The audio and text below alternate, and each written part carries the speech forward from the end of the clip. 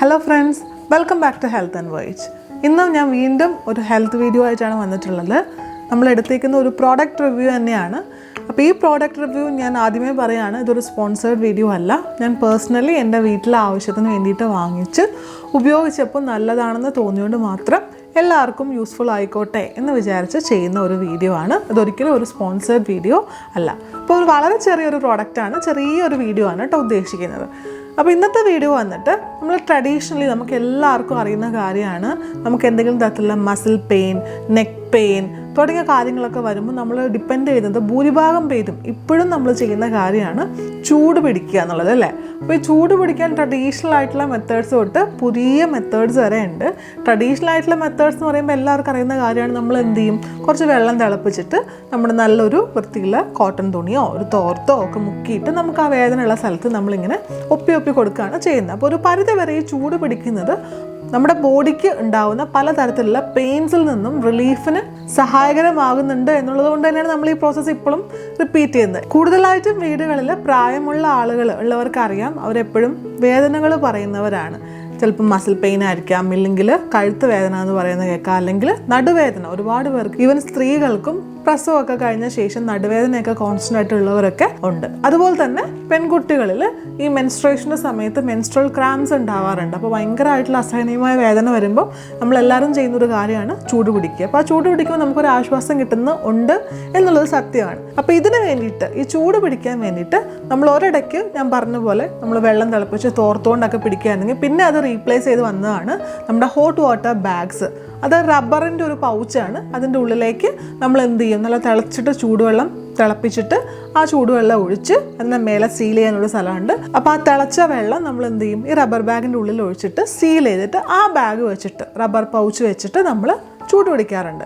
പക്ഷേ ഇതിൻ്റെ ഒരു പ്രശ്നമാണ്, നമ്മൾ വെള്ളം തിളപ്പിക്കണം, അതിനുശേഷം നമ്മൾ നമ്മുടെ കൈയും ഒന്നും പൊള്ളാണ്ട് ഈ റബ്ബർ ബാഗിൻ്റെ ഉള്ളിലേക്ക് സൂക്ഷിച്ച് വെള്ളം ഒഴിക്കണം. പിന്നെ ചില സമയത്തൊക്കെ ഈ റബ്ബർ ബാഗിൻ്റെ പ്രോപ്പറായിട്ട് ആ മേലത്തെ സീലിംഗ് അടഞ്ഞില്ലെങ്കിൽ ലീക്കേജ് ആയിട്ട് നല്ല ചൂടുള്ള വെള്ളം നമ്മുടെ മേത്തൊക്കെ വീണ്ടും നമ്മുടെ ദേഹമൊക്കെ പൊള്ളാനുള്ള ചാൻസും കൂടുതലാണ്. അതുമല്ല, ഇതിൻ്റെ ഒരു ചൂട്, ഈ റബ്ബർ ബാഗിൻ്റെ ഉള്ളിൽ വെള്ളം തിളപ്പിച്ചൊഴിച്ച് നമ്മൾ ചൂട് പിടിച്ചാലും കുറച്ച് സമയം കഴിയുമ്പോഴേക്കും അതിന് ചൂട് പോകും. നമ്മൾ വീണ്ടും വെള്ളം തിളപ്പിച്ച് ഒഴിച്ച് ഈ പ്രോസസ്സ് റിപ്പീറ്റ് ചെയ്യണം. അപ്പോൾ ഇതിനൊക്കെ ഒരു ഓൾട്ടർനേറ്റീവാണ് ഇപ്പം നമുക്ക് മാർക്കറ്റുകളിലും അതുപോലെ തന്നെ ഓൺലൈൻ ഷോപ്പിംഗ് മീഡിയാസായ ആമസോണിലും ഫ്ലിപ്കാർട്ടിലൊക്കെ സുലഭമായിട്ട് അവൈലബിൾ ആയിട്ടുള്ള ഹോട്ട് വാട്ടർ ഇലക്ട്രിക് ബാഗ്സ്.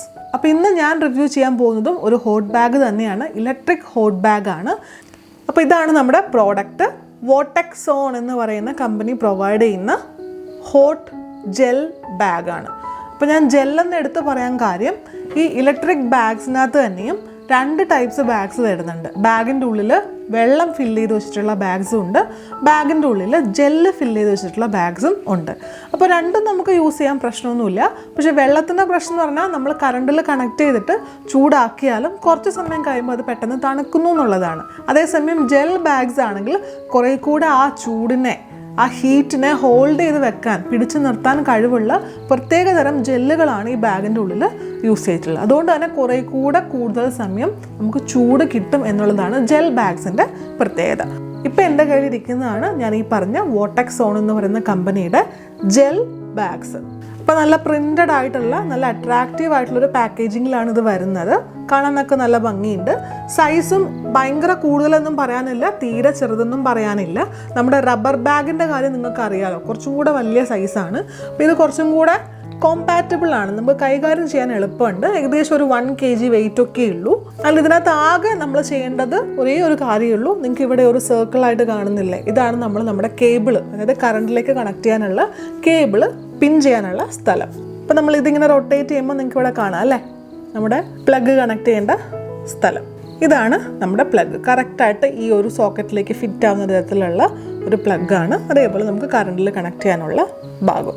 ഇത്രയേ ഉള്ളൂ ഈ പൗച്ചിൻ്റെ കൂടെ വരുന്ന സാധനങ്ങൾ. അപ്പോൾ ഈ ബാഗ് ഞാൻ ഇനി ഒന്ന് ജസ്റ്റ് കറണ്ടിൽ കണക്ട് ചെയ്ത് കാണിച്ചു തരാം. അപ്പോൾ നമ്മുടെ ഈ ക്യാപ്പ് ഓപ്പൺ ചെയ്തിട്ട് ജസ്റ്റ് ഇങ്ങനെ റൊട്ടേറ്റ് ചെയ്താൽ മതി, എന്നിട്ട് പ്ലഗ് അങ്ങ് കണക്ട് ചെയ്തു. അപ്പോൾ നിങ്ങൾക്ക് ഇവിടെ ഒരു റെഡ് ലൈറ്റ് ബ്ലിങ്ക് ചെയ്യുന്നതായിട്ട് കാണാം അല്ലേ. അപ്പോൾ നമ്മുടെ പൗച്ചിൻ്റെ ഇൻസ്ട്രക്ഷനകത്ത് ബോക്സിനകത്ത് എഴുതിയിട്ടുണ്ട്, നമ്മൾ ചാർജ് ചെയ്യുന്ന സമയത്ത് ഒരു പരന്ന സ്ഥലത്തിട്ടിട്ട് വേണം ചാർജ് ചെയ്യാൻ. അപ്പോൾ അതൊന്ന് ചാർജ് ആയിക്കോട്ടെ. പിന്നെ നമുക്ക് ഈ ബാഗ് എങ്ങനെ യൂസ് ചെയ്യുന്നത് നോക്കാം. സിമ്പിളാണ്, നമ്മൾ പവറിൽ കണക്ട് ചെയ്തിട്ടുണ്ട്. സോ നമ്മൾ ചാർജ് ചെയ്യേണ്ട സമയം എന്ന് പറയുന്നത് 7 മുതൽ 12 മിനിറ്റ് ആണ്. അപ്പോൾ 12 മിനിറ്റിലധികം നമ്മൾ ചാർജ് ചെയ്യേണ്ട ആവശ്യമില്ല.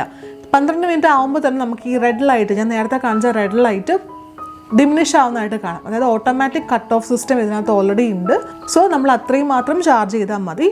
അതിനുശേഷം നമുക്ക് ഈ പറയുന്ന വേദനകളുള്ള ശരീരത്തെ ഏത് ഭാഗത്താണോ വേദന ഉള്ളത് ആ ഭാഗത്ത് നമ്മൾ സാധാരണ ഹോട്ട് വാട്ടർ ബാഗ് യൂസ് ചെയ്യുന്ന പോലെ തന്നെ നമുക്കിങ്ങനെ ചൂട് പിടിക്കാനായിട്ട് യൂസ് ചെയ്യാം.